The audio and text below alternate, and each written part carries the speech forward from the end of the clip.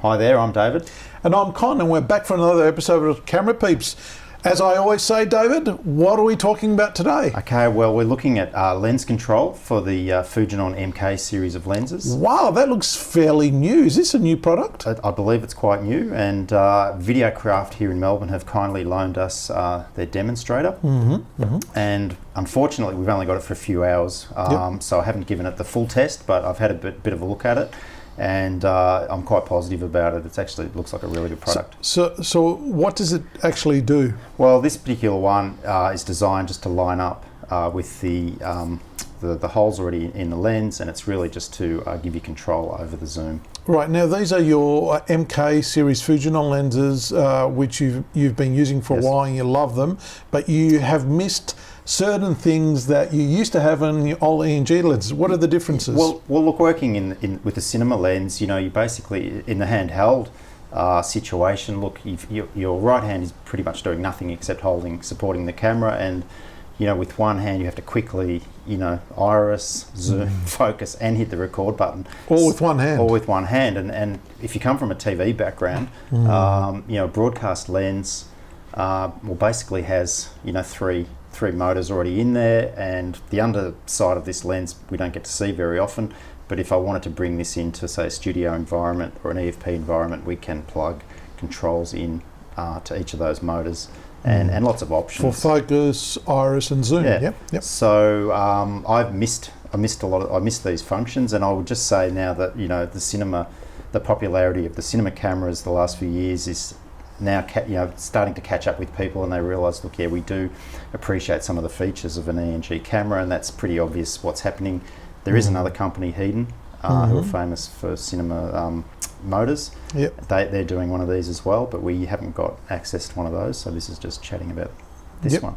So that obviously gives you control, zoom control, focus control. No, this one's just for the zoom. For the zoom. Yeah. Obviously just on the tripod. Yes. So you still can't operate the Well, you zoom. can on FS5 and FS7. So why is that?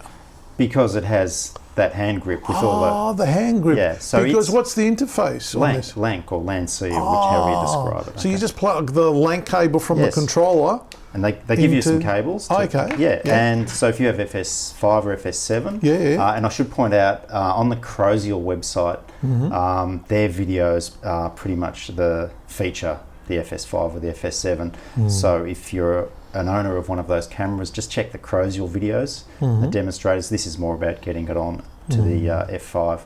So how do you connect it to the F5? Well, apparently, once again, according to the Chrosziel website, they have, it appears to be an option to have a different plug that I think goes into the remote plug on the back of the F5. But with, I just grabbed this out of my kit. This is for one of the handy cams, which would have normally be a B camera or a C camera. And I just used this, plugged it in, and I was really surprised how good it performed. So it works. It works. That's your zoom demand. What did a zoom demand used to look like? Well, here's the big Canon one. Wow, that looks expensive. And big and expensive, and it's still better unit, of course. Yeah. But these, I don't know, $3,000-$4,000, and I think these are about $250 US. So there's a huge difference. So look, there's a few issues. Look, if you're shooting live TV, yes, you would stick with a broadcast spec camera, you would stick with a broadcast spec zoom command, and also, these plugs lock into the bottom of the lens. They lock, they're not going to come out. That plug there, I think once you've plugged it in, a few hundred times over a year or two, it will possibly wear out. If you get caught up in a scrum or something, it could actually possibly drop out. I would still use that in, high-end environment, but, there's some issues like the cost of these things, you wouldn't bother insuring them. No, if it got smashed up on a job or it got wet, you just wouldn't particularly care. Yes, that's right. Well, that's good. We can see it here in the photo on the handle, and it works really well, doesn't it? Yeah, it does. So can you still, I mean, one thing I remember with the old zoom demands, I've got a Fujinon, but I imagine your Canon's the same, is you can vary the speed of the zoom? Yeah, well, on this cheapy zoom command, yeah, you do have the options. You can change the direction, and you've got a slow.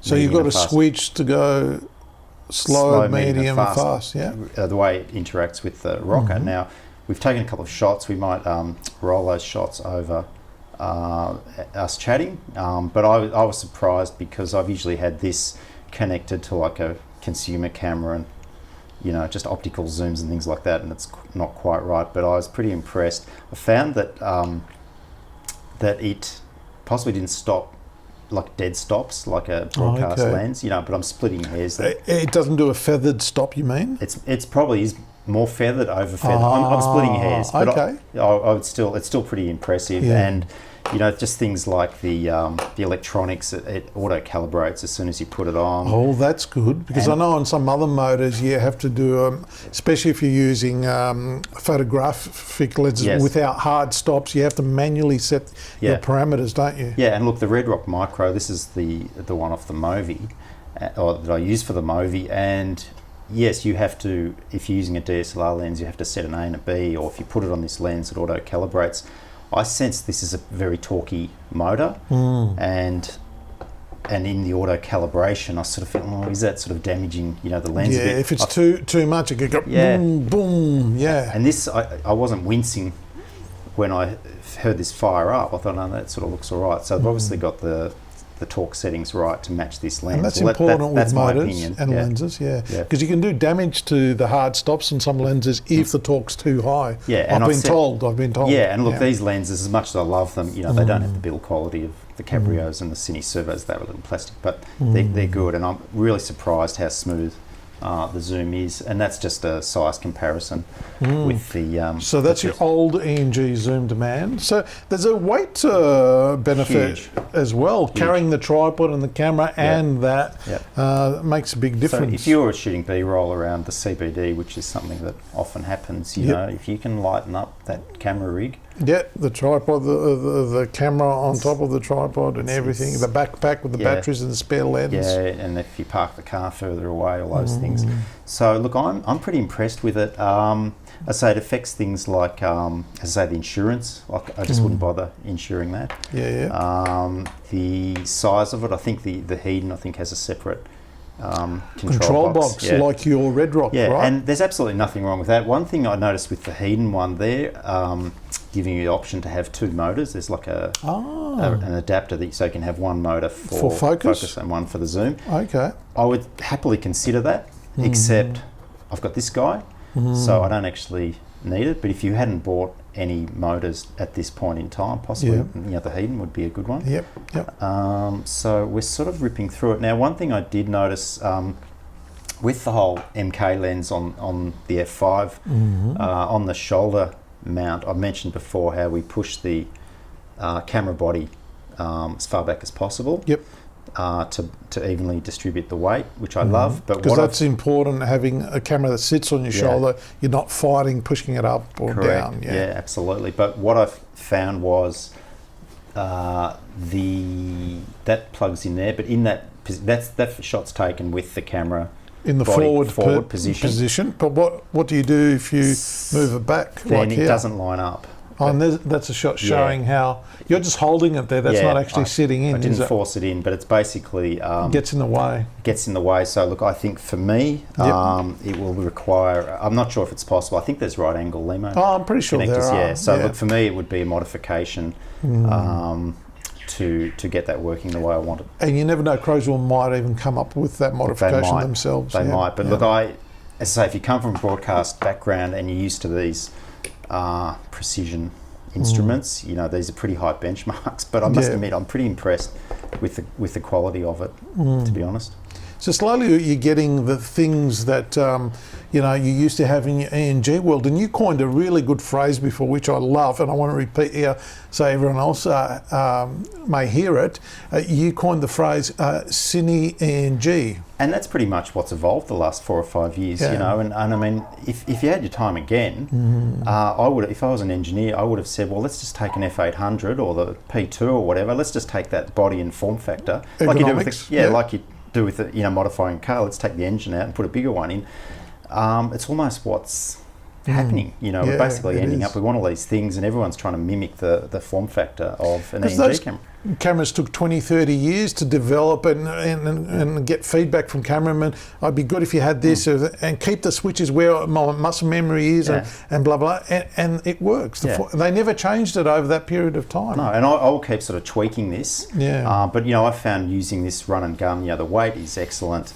But just by the time, there's just a little bit of latency in actually getting the shot, because by the time you make all your settings with the one hand, then hit the record button. Could be 2 seconds. Yeah, and that's enough, you know, to actually miss something. So look, the more I can get it feeling like a 2/3 inch sensor camera, I'll be happier, and I'll keep the producers. Do you think they'll ever someone will, maybe even Chrosziel will come out with a servo zoom? Like that? How hard would it be to add a few more motors on it? I don't know, and you know, it's going to keep evolving. Chrosziel, Hedon, who's next? You know, might have a crack at it. I know on some of the other lenses there have been third-party manufacturers who've made some for some of the other lenses. How do you power that thing, by the way? So the model we have here, the cable, it's the Lank going in there, and then this one is a D-tap. But I believe the kit, if you specify according to the website, the Chrosziel website, if you are F5 or F55, I think they just supply different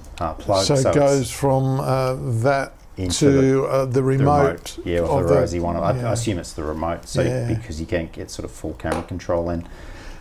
So I've got another question. Yes. Are you going to buy one of these? Look, I'd love to. Maybe down the track. But you know, there's so many things, and as we record this video, it's just post NAB. So there's 2018. 2018. So look, there's a few things. I definitely would love to have one. In fact, I'd probably like to have two.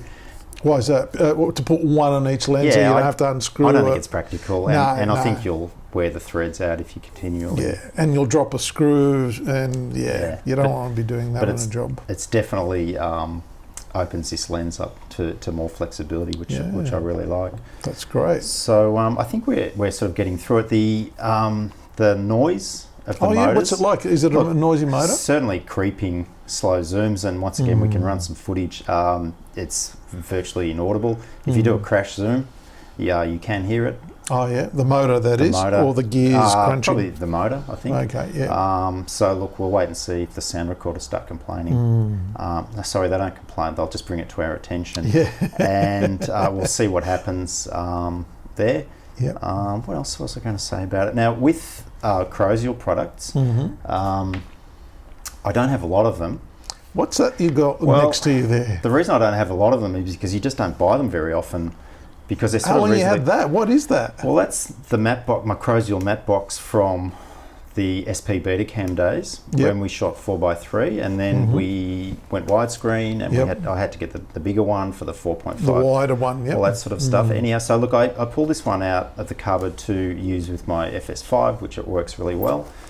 And then the rotary tray for the polarizer was quite sort of sticky, so I thought, look, I'll pull the thing apart to sort of blow the cobwebs out of it. And you know, I started just looking at it and going, you know, this is really well made. The way the screws are. It's made in Germany, isn't it? German engineering. There's quite a lot to that, and now I understand why we used to pay so much for them.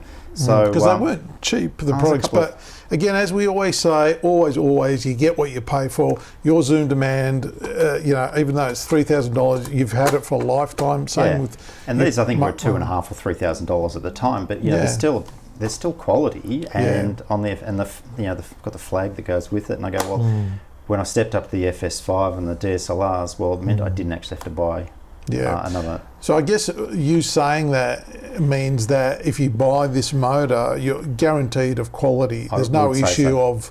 I mean, it's a well-known brand that's been around for a long time, and you're not going to have any issues with it. No, and I'd say they've cleverly designed a good product, because I think these lenses are going through the roof. Yeah, I think they're becoming more and more popular.